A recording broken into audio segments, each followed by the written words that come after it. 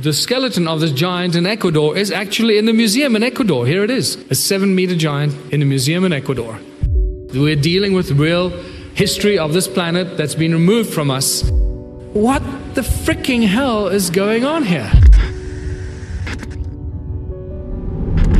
And when the gods were on earth, there were giants. And this is a very important part of our history, our reality that we have to deal with.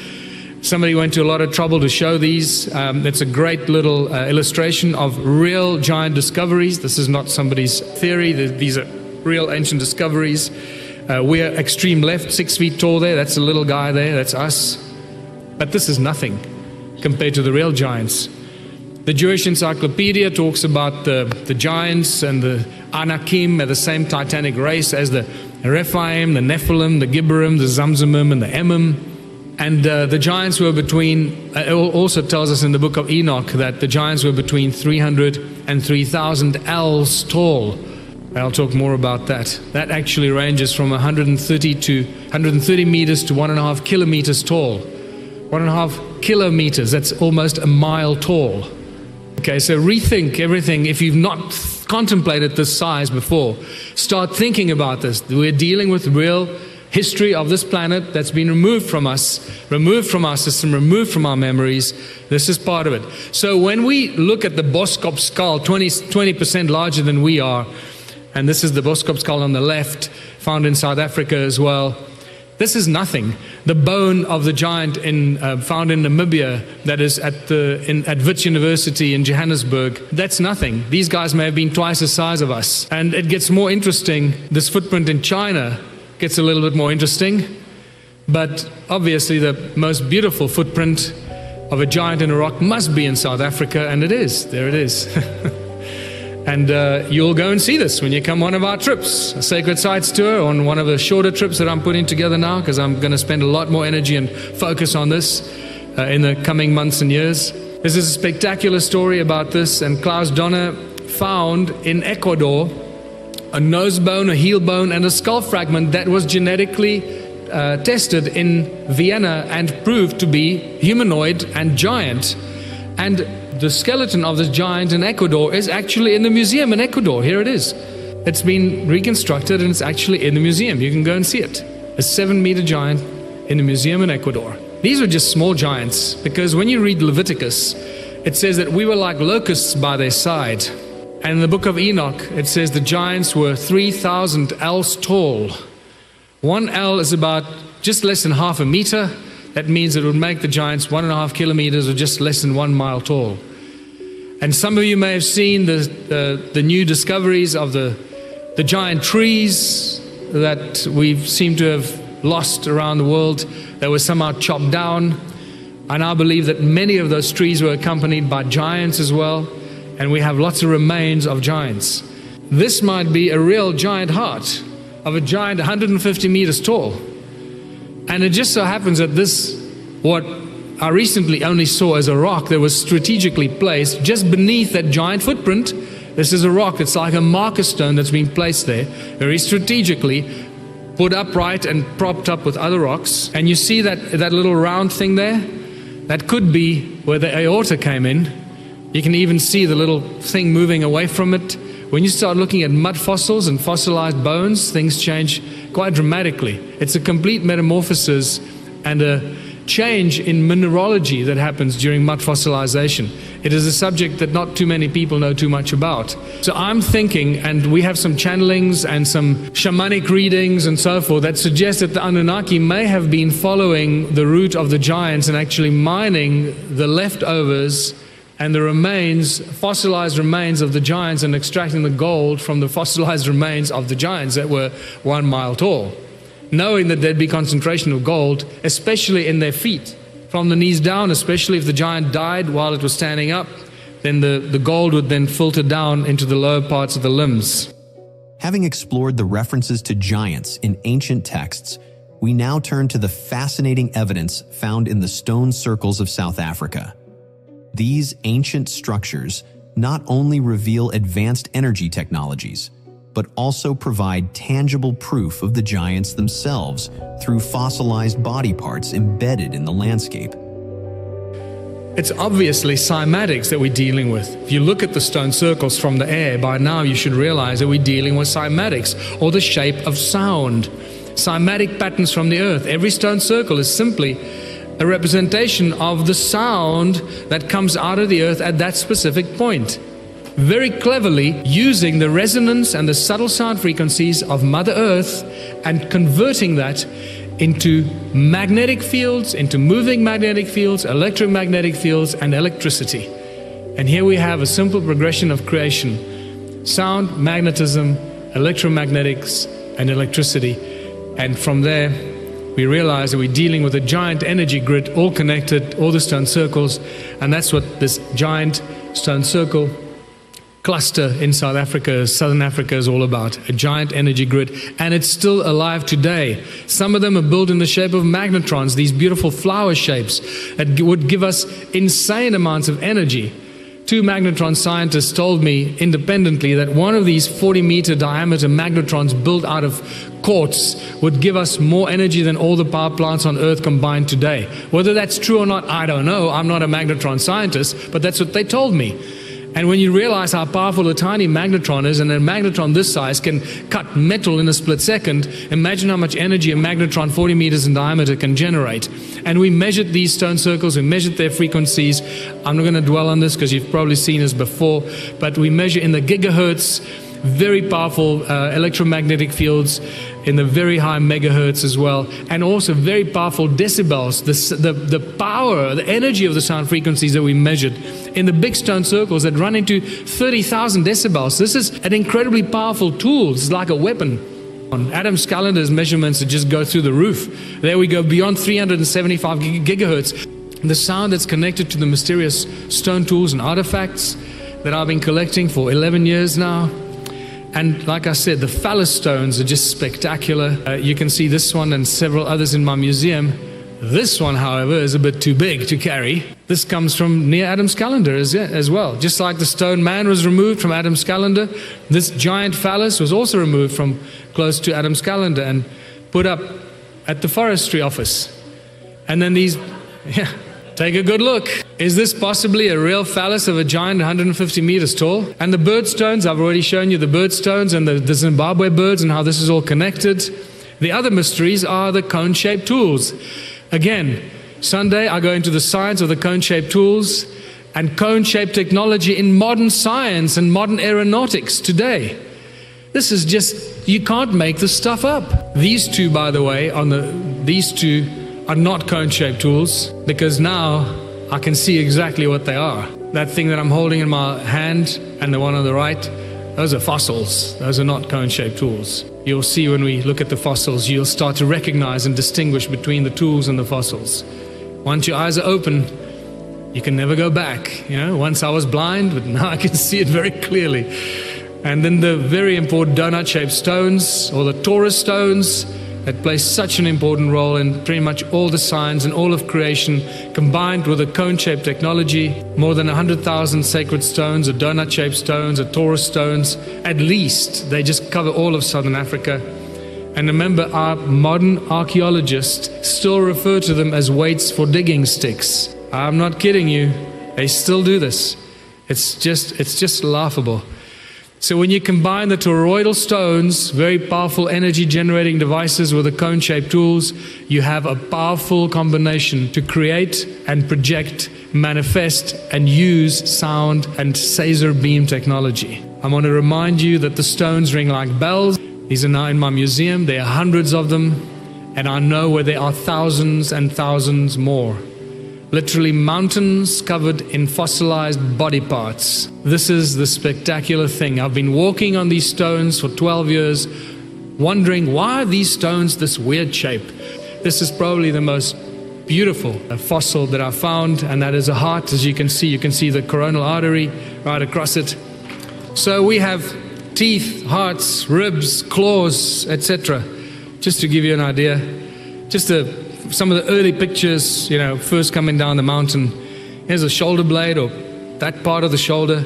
I mean, that is like 10 times the size of a human shoulder blade. Here is a large bone, part of a bone knuckle. Here you can see my foot next to it, just to give you the idea of the size. The shaft would have gone out to the left of that bone. Which bone that is, I don't know. And then this, I mean, when I first saw this, I was up the mountain with Emma, and we saw this, and we laughed. We said, wow, that looks just like a shoe or a foot. And we just ignored it. This was like 6 or 12 months before we realized that we're dealing with mud fossils. So we just left it lying there. We went back and went, oh my God, this is most likely somebody's foot. But it looks like it's in a shoe. It's like, what's going on here? And it's broken off around the ankle or just above the ankle. There's another angle. So this is mysterious stuff, people. Clearly that is not a stone, it's a bone. And in fact, those 3, you can see my feet at the top of that picture, so you can get a size.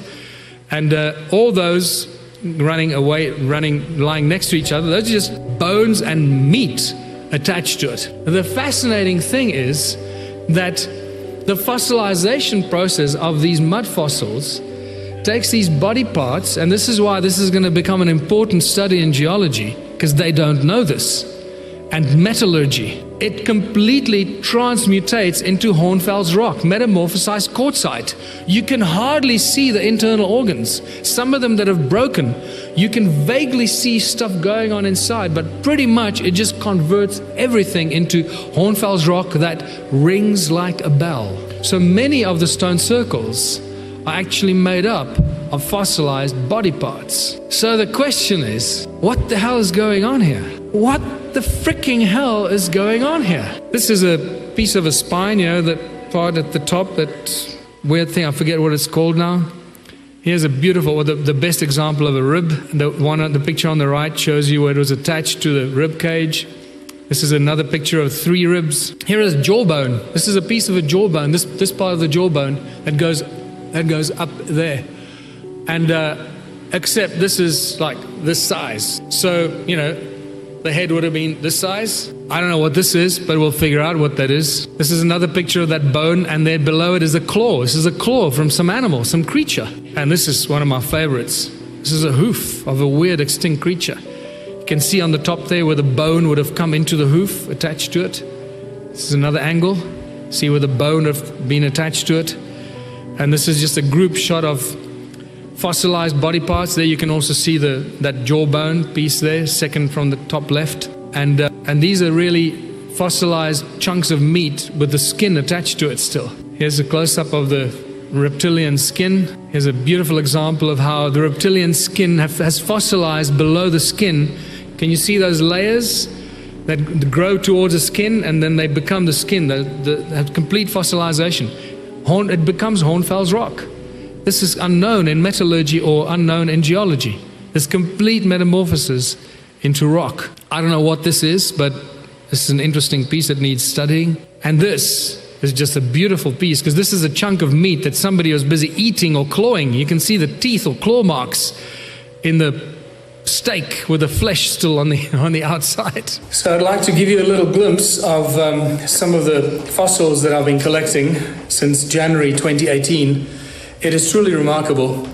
Here we have, I'm just going to give you a short rundown of the display in the museum. Firstly, what we believed to be just ringing stones that ring like bells, are actually fossils and body parts. These are not just normal stones. I will go into great detail about the discovery, the significance, the kind of stone, and the metamorphosis that happens. Obviously, the Taurus stones like these are not part of the fossils. The Taurus stones are something very different and very unique and very important. But pretty much the rest of the stones that you see here are actually mud fossils of different body parts that just need to be investigated much more greatly and much more deeply. Here we have a shoulder blade or part of the shoulder, other body parts. You can clearly see these are bones that are fossilized. We have what looks to be like a coccyx over there. We have teeth. We have a heart. This is the big heart, the main heart that we've discovered. We have possibly dinosaur eggs. There's a claw, there's some teeth, and there's ribs, there's kidneys, and this over here seems to be part of a vertebrae, a backbone. And then we have ribs, very important ribs, and other body parts. Here you can see, for example, that's where the tendons over here, that's where the tendons would connect to whichever part of the body this is. Here also you have, there's where the tendons would connect in this area. And when you look this side, you start getting an idea of what's going on. These are not stones, these are actual body parts. What's interesting about the ribs is that this rib, for example, it looks like somebody cut it with a knife. So a lot more to be said about this. Here you can see where it was connected to the rest of the skeleton, and this here is probably by far the best rib that we've got, this long thin one. Here you can see where it was connected to the rib cage down here, and so much more. There is another rib there by the looks of it, and that is clearly a bone that is fossilized. You can see that's a beauty. And here we have very strange hoof of a creature, a claw or a hoof of a creature that is now extinct. This is where the leg bone would have come in, and the hoof actually would have stood up like this. The animal would have stood on the hoof like that. I recently noticed that my wonderstone that cracked and broke some 11 years ago when I first put it into the museum, into several pieces, has developed a new crack.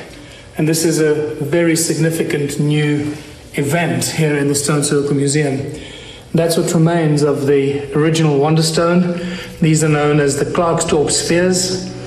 They're mysterious stones that are billions of years old, and many people believe that they're actually made by intelligent beings, that they're not natural formations. And this is a huge breakthrough observation, because this stone that was given to me as a gift for the museum in early 2008, after about 6 months of me placing it in the museum, cracked and started developing a big crack, and eventually after several months just split into two, and then it continued breaking and splitting more and more. Eventually ended up in these 1, 2, 3, 4, 5, 6 pieces, and a few smaller ones. And it's been like this for at least 10 years now. And then suddenly I noticed the other day when I had a tour group in here that the large piece has just developed a new crack.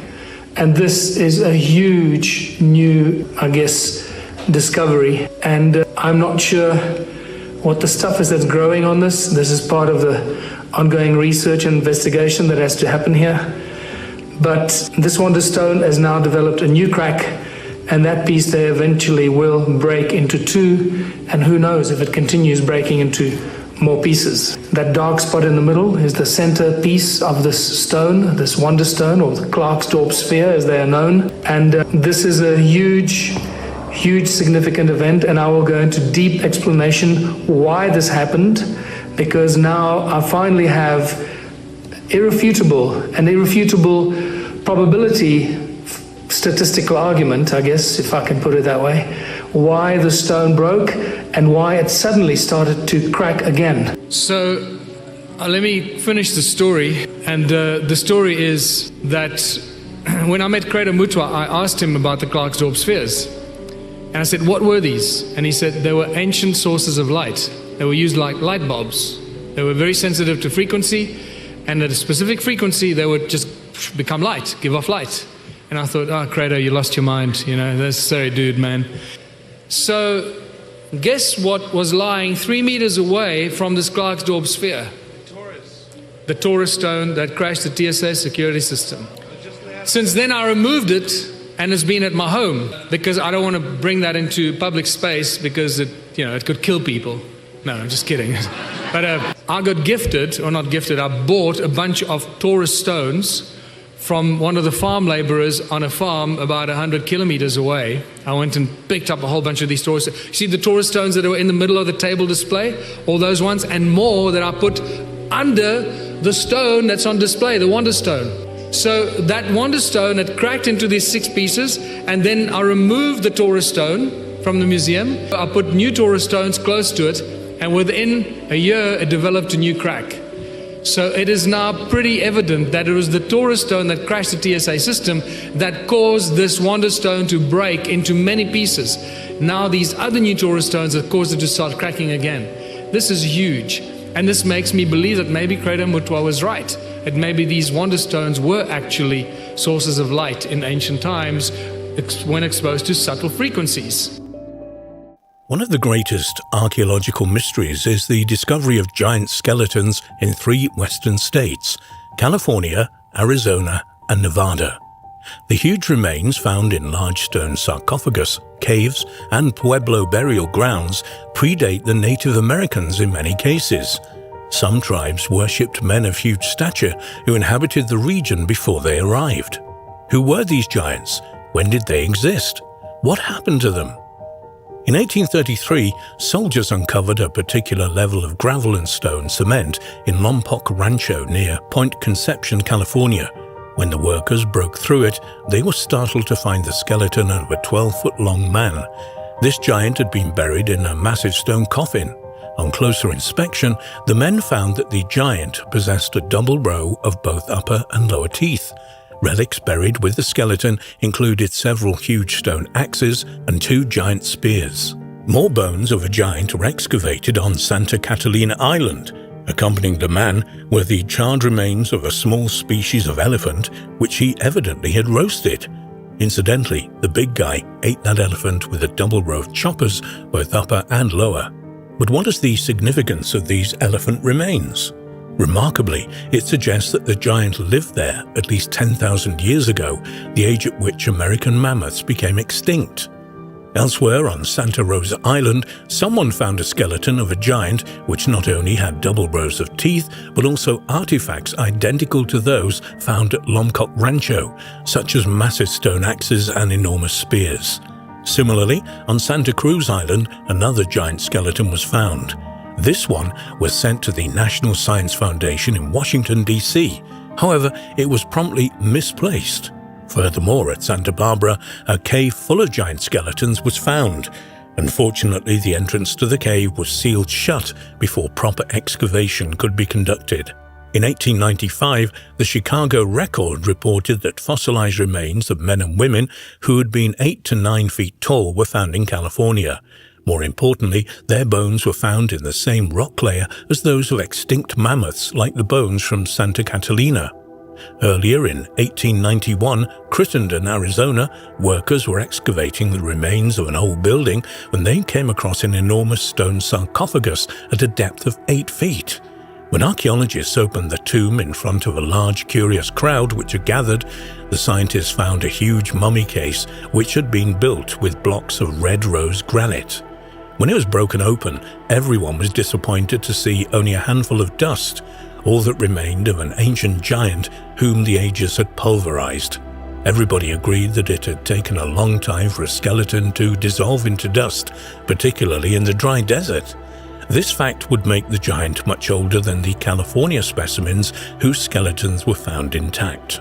Although not a single bone or artifact was found, the inside of the mummy case had been carved in a likeness of the body, a characteristic reminiscent of Egyptian sarcophagus. According to the carving and the size of the enormous container, the body had once measured 12 feet in length and had 6 toes on each foot. Now the story moves into Nevada, the last state where numerous giant remains have been found. In 1871, Charles Billinger, a writer for the Los Angeles Times, wrote an article in which he described giants found in a cave near Lovelock, Nevada. His article went as follows. In 1812, James Hart and David Push uncovered the first of many giant remains whilst digging manure in the Lovelock Cave. These mummies were red-headed and averaged 6 to 7 feet in height, a slightly shorter version of the 8 to 12 feet footers found elsewhere. Many archaeologists and anthropologists have since come to examine the smoke-stained cave, which is located 22 miles from the town of Lovelock. Attempts to date the remains have resulted in ages ranging from 3000 BC to 1850 AD. The caves were occupied for nearly 500 years, but no artifacts or skeletons except those of the giants have been found. The giants resided in this cave for many centuries until the Puyallup Indians, distressed by the giants' bad habits, annihilated them. What provoked this sudden annihilation? Sarah Winnemucca, a direct descendant of Chief Truckee, the last king of the Paiutes, wrote a book of history and legend of the Paiutes. These stories may help to unravel the mystery. One story claimed that about 100 years before her birth, there was another race sharing the Paiute homeland.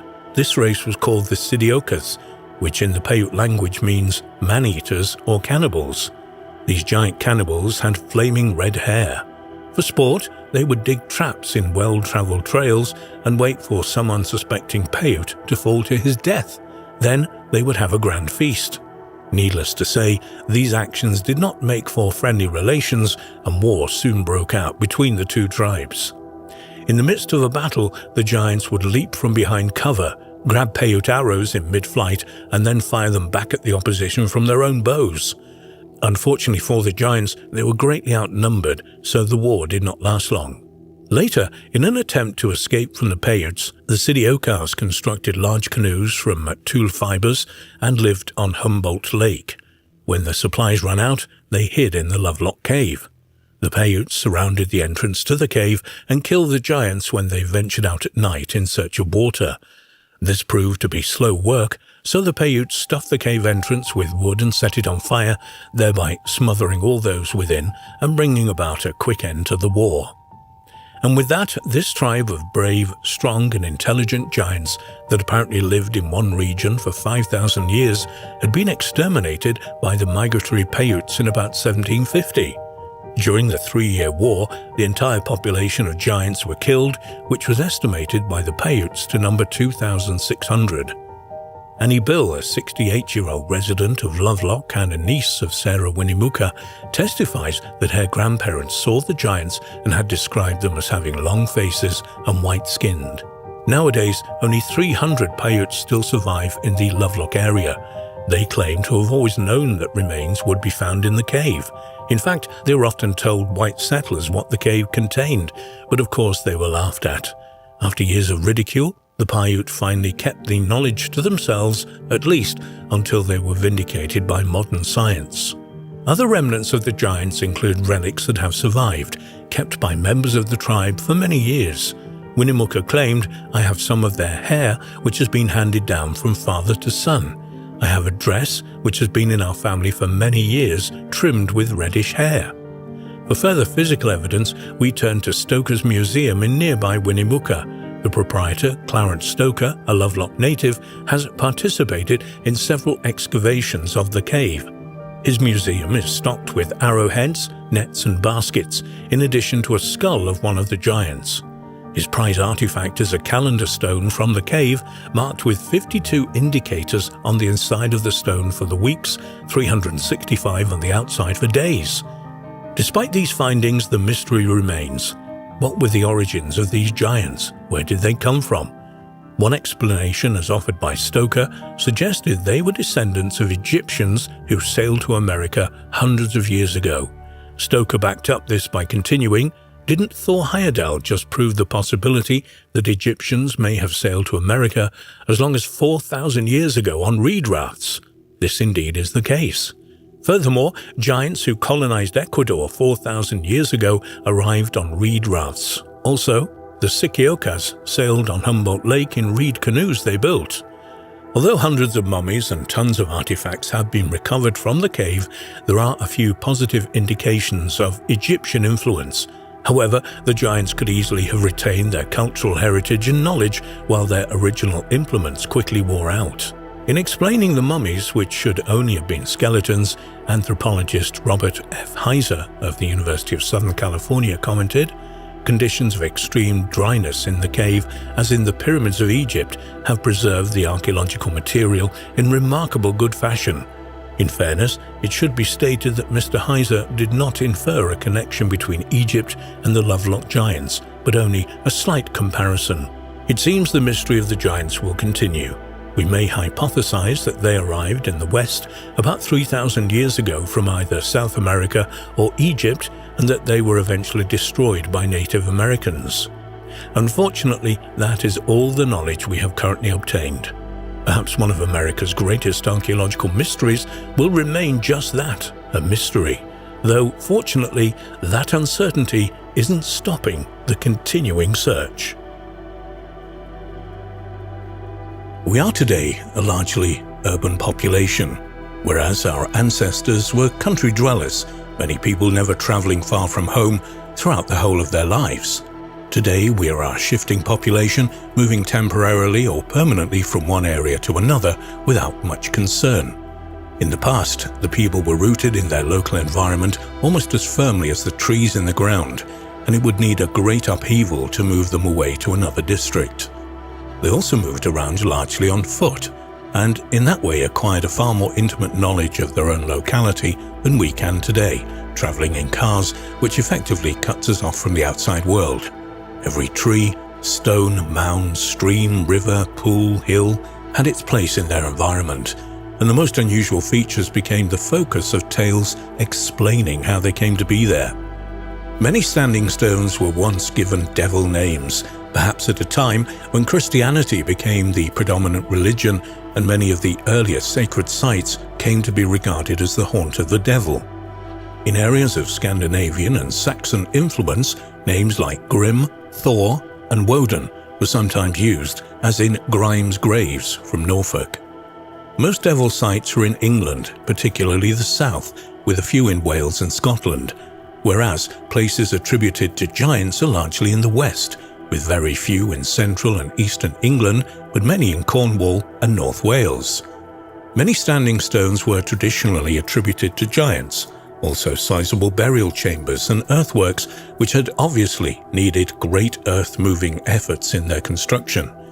The names of a hill fort in Gwynedd translates as the Towns of the Giants, and a passage grave on Anglesey in Gwynedd means the giantess's apronal, referring to her having collected an apronal of stones to build on the mound.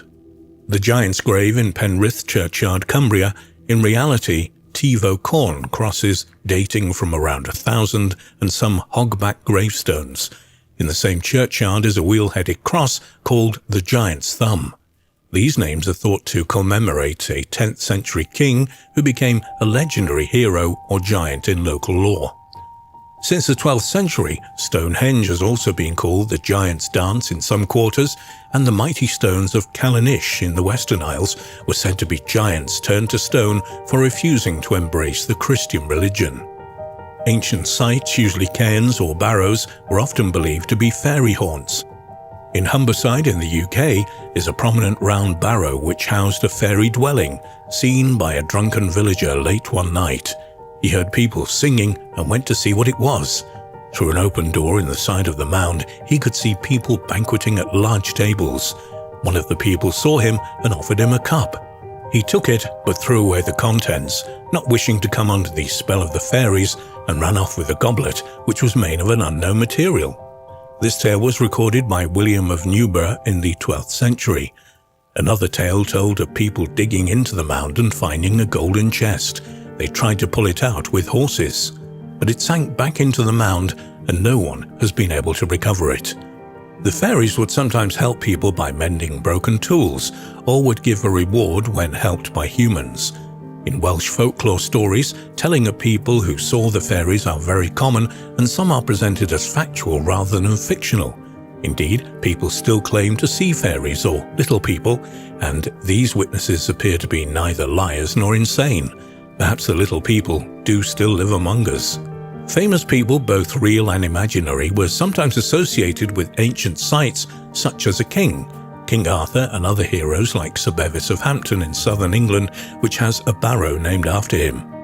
Because of their air of mystery, and there being no obvious reason for their construction, prehistoric sites have become a focus for a rich and varied folklore.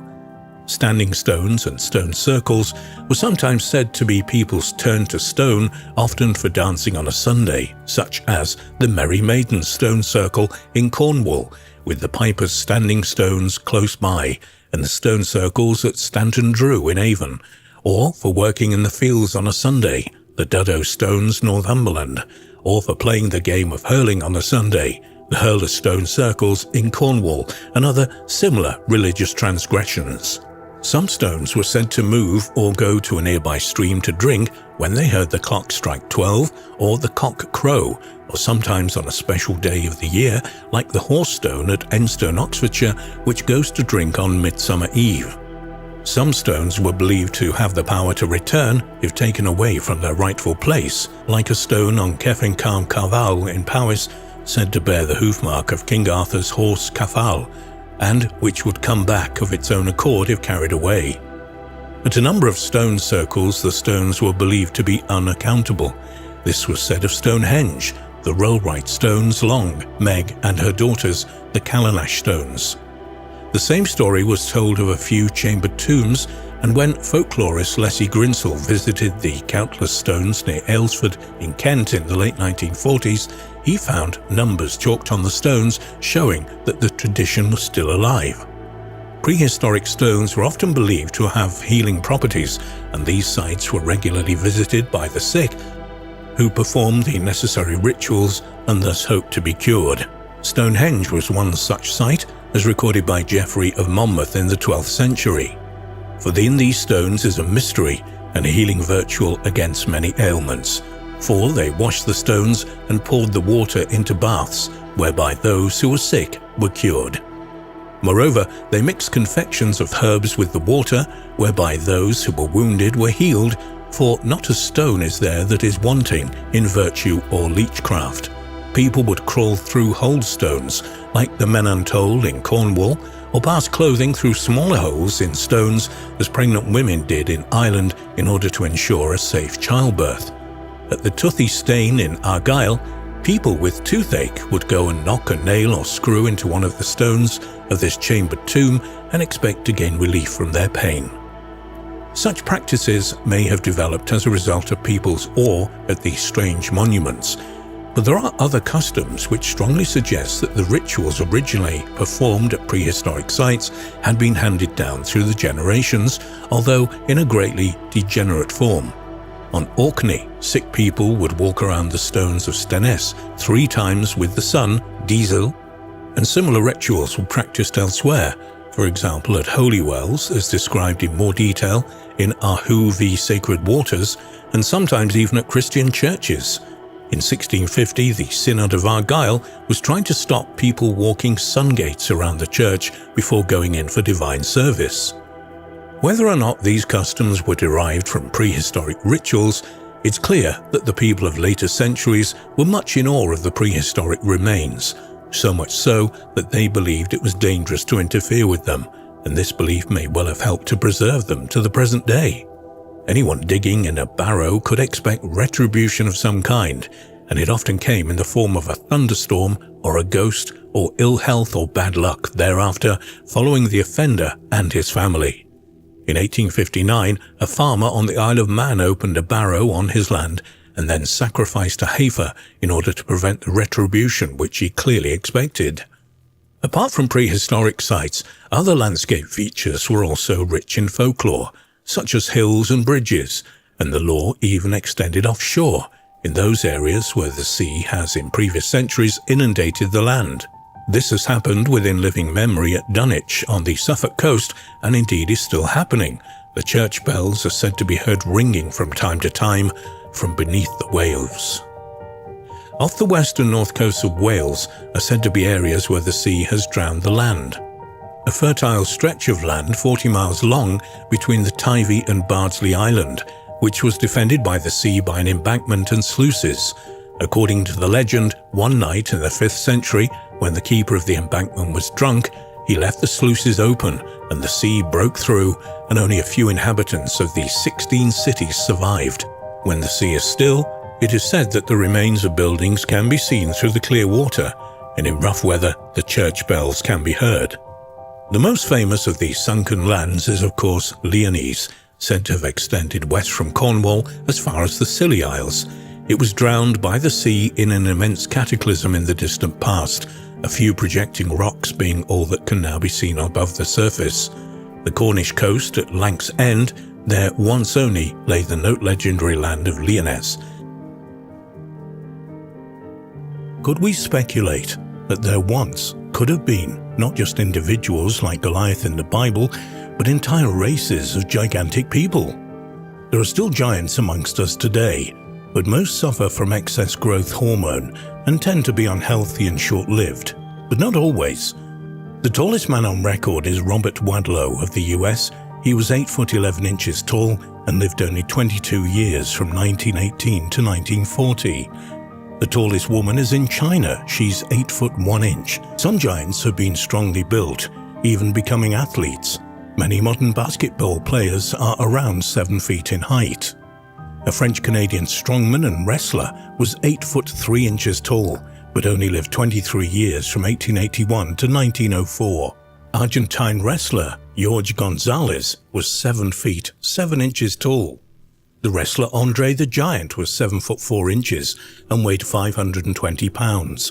But like most giants, he suffered with his pituitary gland continuing to produce too much growth hormone even in his adult years.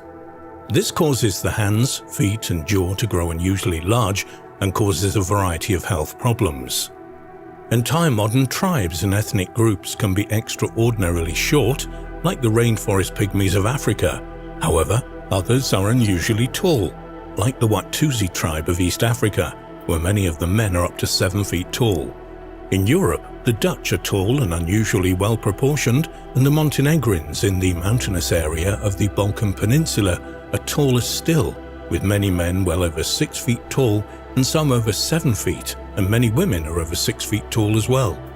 Physical anthropologists have, they believe, identified a species of prehistoric man that they have named Heidelberg man. It has been theorized that some prehistoric human species may simply be different races, but the same species as modern man. To support neo-Darwinism, as it's known, scientists had to discover supposedly primitive species ancestral to us and related to other primates. Even the anthropologists admit that they can't always be sure if a specimen is Heidelberg man, Homo erectus, or Neanderthal man. Heidelberg people tended to be large and had an average brain size of 1,250 cubic centimeters compared to modern man's 1,400 cubic centimeter average, and most were no taller than modern people. But anthropologists believe that they have identified a South African subgroup with men often over 7 feet tall. So it does seem that actual races of giants have lived in the past. There are also rumors of giant human remains in places as diverse as Sardinia in the Mediterranean and Nan Madol in the Southwest Pacific. However, most of the confirmed specimens come from the Americas. Many of these were found and reported by scientists with good reputations, and others found by laymen and later examined on site by reputable researchers, while others were sent to museums. The number of these remains is staggering. Many of these finds are documented by Jim Vieira and Hugh Newman in Giants on Record. In addition to the skeletons that have been unearthed, early and submodern European explorers reported giants in places like Tierra del Fuego. This is even more mysterious when we remember that, on average, Amerindians, and especially those in Mexico and in Central and South America, tended to be shorter than most Europeans. In North America, there have been a couple of unverified claims of 14-foot skeletons, but most of the giants reported range from around 6 foot 6 to well over 7 feet, with some 8 and 9 footers and a very few of 10 to 12 feet. They have been found everywhere, and many of these were found in the mounds built by several ancient Amerindian civilizations, but most were in the eastern and southeastern United States and along the Mississippi and Ohio river valleys. Vieira and Newman have documented some 1,000 finds in the US and 500 more in other parts of the world. In addition to the finds and the reports of early explorers, many of the Amerindians had legends of giants. The Cherokee, for example, told of peaceful giants who came from somewhere in the west and lived among them for a time. There are also tales from Nevada of red-haired giants whom they wiped out.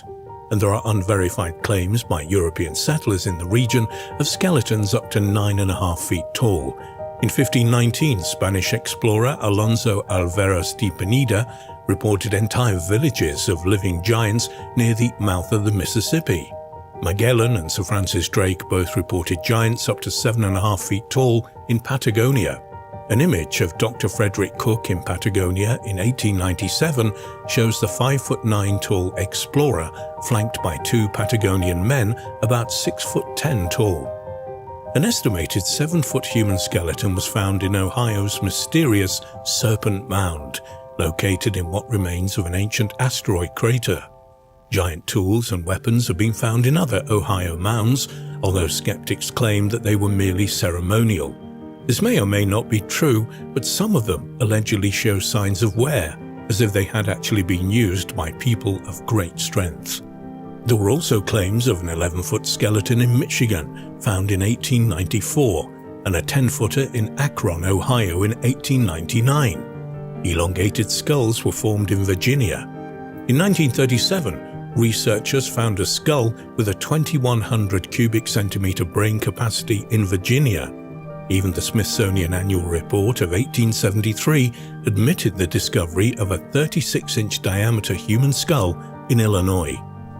Many of the giant skeletons had unusually thick bones, which, as many have pointed out, would have been necessary for true giants to be strong and healthy. There have also been reports of 7- and 8-foot human skeletons in shell mounds in Florida and on California's Channel Islands and also in Hawaii. Archaeologist Byron Cummings of the University of Arizona reported 7-footers found in Sonora, Mexico in 1934. Some, but not all of the giant skulls had double rows of teeth.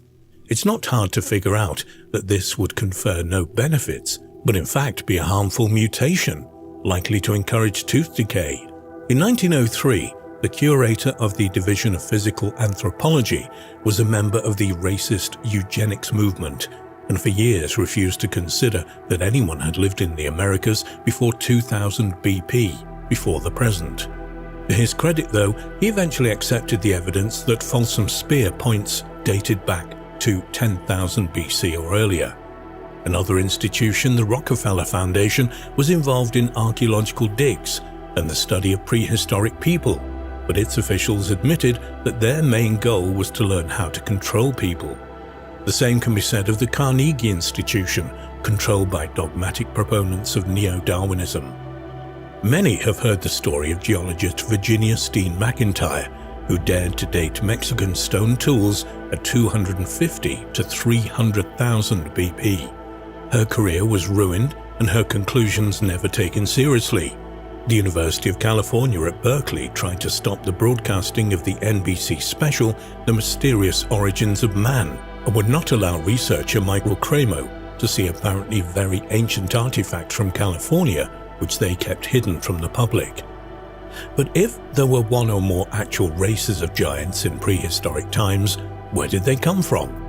Certainly multiple races would likely have originated from multiple points of origin, and since giants seem to have been most numerous in the Americas, it's possible that some of them originated here. But there is something else. Plato never comments on the size or the physical appearance of the Atlanteans. Could at least some of them have been giants? Could Atlantis have been an empire of people living on many islands in and around the Atlantic and Caribbean, as well as some colonies on the mainland of North and South America, and perhaps southwest Spain and parts of North Africa? Were their scattered homelands submerged by the rise in sea levels at the end of the last ice age? In North America, the mound builder cultures seem to have originated near the mouth of the Mississippi and spread northeast and west along that river and its tributaries, mainly the Ohio River. Meanwhile, a somewhat similar culture is now known to have existed in Amazonia and other parts of tropical South America, also building mounds as well as roads and canals. They even traded with the people of Mexico, supplying them with the mica geologists have identified its South American origin used in their pyramids and temples. So could both the mound builder and the Amazonian cultures have come from the Atlantis, with survivors settling the coasts and traveling up the river systems? Could they have been giants? Did they teach the arts of civilization to people already in the Americas and perhaps dominate some tribes? We can speculate, but much remains a mystery. The reason for all this secrecy concerning various giants that once lived on Earth could simply be that it would cause academics to readdress Darwin's theory of evolution and put us back in the questionable corner, where did we come from? After all, there are even debates in regards to how long modern man has actually been around on Earth. It is easy to talk about the existence of giants and how ancient humanity has created myths around these supposed beings of incredible proportions. But are they pure myth? Interestingly, in many ancient writings, we find that in the distant past, giants were said to walk among people of normal stature. If we look at the ancient writings of South America, North America, Europe and Asia, we will find that ancient cultures mention giants in their respective records. However, some ancient texts not only mention giants, but mention that they were real. But proof of this is necessary, and for some, this proof is the so-called footprint of God. According to some researchers, this imprint belongs to a being of great stature. The imprint was discovered many years ago and has appeared in varying reports of investigators and explorers who claim that this footprint is proof of the existence of giants in our remote past. In early 2012, researcher and explorer Michael Tellinger showed the public what appeared to be a 1.2 metre long footprint, which in his opinion was made by a giant, on a granite rock near Umpuluzu on the Swaziland border to the northeast of South Africa. Tellinger was able to give a more detailed explanation about the mysterious footprint. I would like to share with you what could be one of the best pieces of evidence that prove that once, long ago, there were giants on our planet. Geologists have marvelled at this gigantic footprint, 120 centimetres long, engraved in granite. This is an extremely sacred, mystical and spiritual place for those who preserve African knowledge, and so it must remain. It is known as the footprint of God. This place presents us with a real dilemma and a great mystery that needs to be solved. According to calculations, the footprint would correspond to a person 7.5 metres high, almost 5 times the height of an ordinary person. This, of course, caused great controversy in the scientific community, and the footprint has developed into something of a mystery. For certain experts, the history of our planet is stranger than most people can imagine.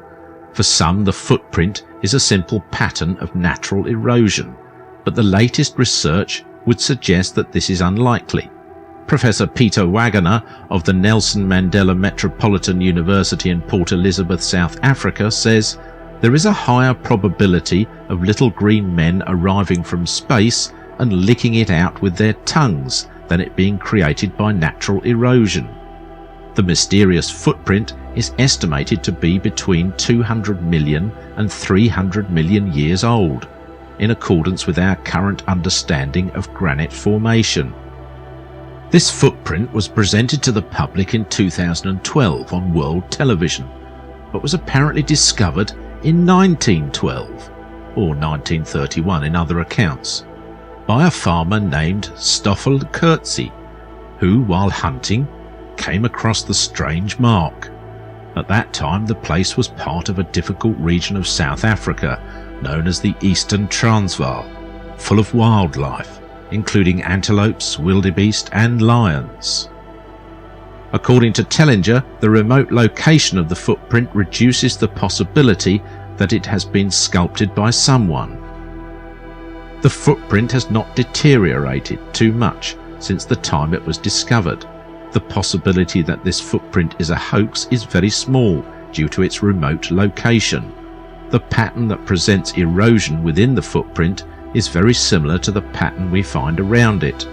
It is hard to imagine that someone thousands of years ago decided to sculpt a giant footprint on a stone, precisely in this place so isolated that even today it is difficult to find. Even today the area is difficult to find if you don't know its exact location, which is another reason to believe that this cannot be a hoax. Geologically speaking, the area and the rock that contains the footprint can be described as a thick porphyrite granite which has undergone several different stages of cooling. The result is an interesting mixture of large and small granules. This is why construction companies are willing to exploit this area to extract granite, since it is of high quality when polished. If, as Tellinger argues, the erosion pattern inside and outside the footprint is the same, then we can deduce some data. Assuming that the footprint was the work of some counterfeiter, it should have been sculpted long ago, so long that the difference between the erosion of the sculpted part and the unsculpted part is imperceptible. The same would happen if it was actually created by the foot of a giant. But how is it possible that the giant has managed to melt the granite to be able to leave his footprint engraved? Perhaps thousands of years ago, the erosive force of water created a shape similar to that of a footprint, just the outline, and then a group of men decided to use their primitive tools to improve it. They created the divisions of the toes and other details to look like the print of a foot. But why make such a footprint? The answer is elusive because the mind of prehistoric man is a mystery as deep as the footprint itself. Some observers have responded to the theory that it was carved by prehistoric humans perhaps a couple of thousand years ago, arguing that if it was carved into the rock by humans, we should expect to see evidence of chisel marks, sharp edges, and file impressions. There are no such marks. But the fact that there are no signs of human agency leads to the conclusion that it was caused by other means. But what? Renowned Austrian researcher Klaus Dohner, famous for claiming that a race of giants inhabited the Earth thousands of years ago, visited the print along with Michael Tellinger in January 2012. According to him, the print is a true footprint of a huge human being. This connects with bones allegedly found in Ecuador that supposedly belong to giants of the same height, 7.5 meters. In April 2005, researcher and investigator David Icke and the famous African shaman Credo Mutwa visited the giant footprint. Mutwa could not climb to the stone that contains the footprint due to his advanced age and his state of health, but claimed that the footprint is the most sacred place in South Africa and should be protected by the South African government. He also told those present that the footprint belonged to the left foot of a woman, and that the right foot of this woman is engraved on another stone in Sri Lanka.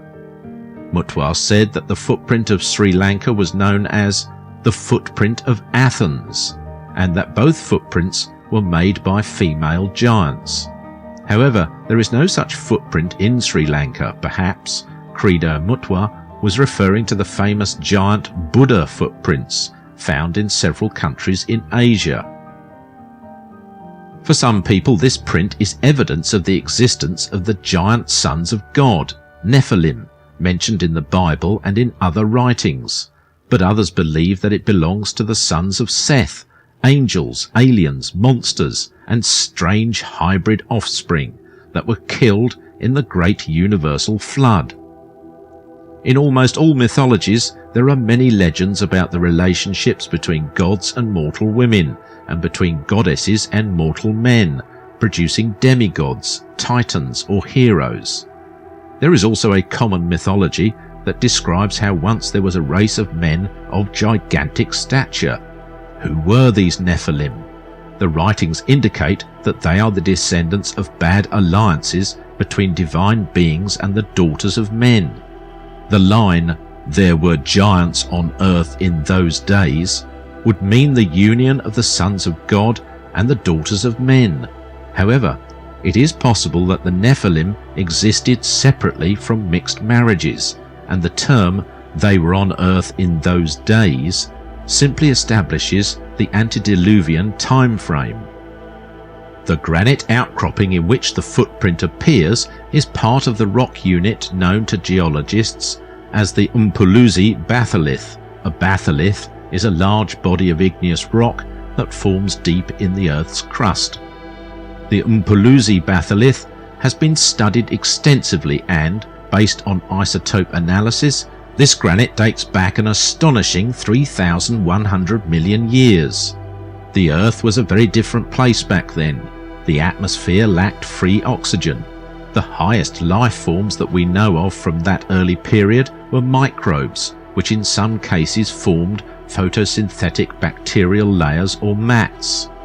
How could living beings of this size and complexity have existed so long ago?